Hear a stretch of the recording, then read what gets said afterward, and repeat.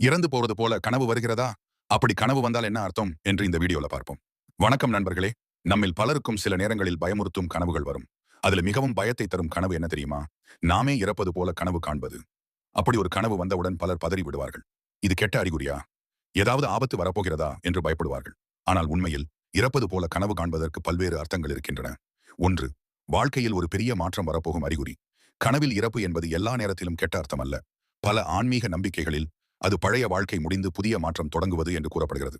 உதாரணமாக, புதிய வேலை, புதிய உறவு, புதிய வாழ்க்கை பாதை போன்ற மாற்றங்கள் வரலாம். 2, மன அழுத்தம் அதிகமாக இருப்பது. ஒருவர் அதிகமாக கவலை, பயம் அல்லது மன அழுத்தத்தில் இருந்தால் அந்த எண்ணங்கள் கனவாக வெளிப்படலாம். அதனால் இறப்பது போல கனவு வந்தால் உடனே பயப்பட வேண்டிய அவசியமில்லை. 3, பழைய நினைவுகளை மனம் விட முயற்சிப்பது. சில நேரங்களில் நம்மை காயப்படுத்திய சம்பவங்கள் அல்லது மனிதர்களை மறக்க மனம் முயற்சிக்கும். அந்த மாற்றத்தை கனவு இறப்பு போல காட்டலாம் என்று சில மனவியல் ஆய்வுகள் கூறுகின்றன. 4, கனவில் இறந்து மீண்டும் உயிருடன் இருப்பது. இது பலருக்கும் மிகவும் வித்தியாசமான அனுபவமாக இருக்கும். ஆன்மீகத்தில் இதை புதிய தொடக்கம் என்று பார்க்கிறார்கள். அதாவது வாழ்க்கையில் நல்ல மாற்றங்கள் வரலாம் என்பதற்கான அறிகுறி என சிலர் நம்புகிறார்கள். 5, குடும்ப உறுப்பினர் இறப்பது போல கனவு வந்தால் இதற்காக அதிகமாக பயப்பட வேண்டாம். பல நேரங்களில் இது அந்த நபரை இழந்து விடுவோமோ என்ற மனபயத்தின் வெளிப்பாடு மட்டுமே.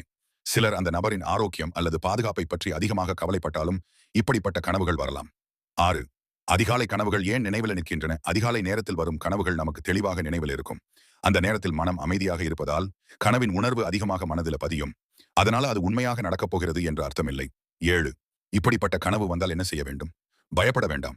அமைதியாக இருங்கள். காலை எழுந்தவுடன் நல்ல எண்ணங்களை நினையுங்கள். பிடித்த பாடல்களை கேளுங்கள். அல்லது சிறிது நேரம் அமைதியாக இருங்கள். மனதை பயத்திலிருந்து மாற்றுவது முக்கியம். நண்பர்களே, கனவுகள் என்பது நம்முடைய மனதின் பிரதிபலிப்பு. சில கனவுகள் பயமுறுத்தலாம், சில கனவுகள் யோசிக்க வைக்கும். ஆனால் எல்லா கனவுகளும் உண்மையாக நடக்கப் போகிறது என்று அர்த்தமில்லை. அதனால எந்த கனவும் வந்தாலும் பயப்படாமல் நேர்மறையாக இருங்கள். இந்த வீடியோ உங்களுக்கு பிடித்திருந்தால் இந்த கோவில் வைப்ஸ் தமிழ் சேனலை லைக், ஷேர் மற்றும் சப்ஸ்கிரைப் செய்ய மறக்காதீர்கள். மீண்டும் ஒரு சுவாரஸ்யமான வீடியோவில் சந்திப்போம். நன்றி.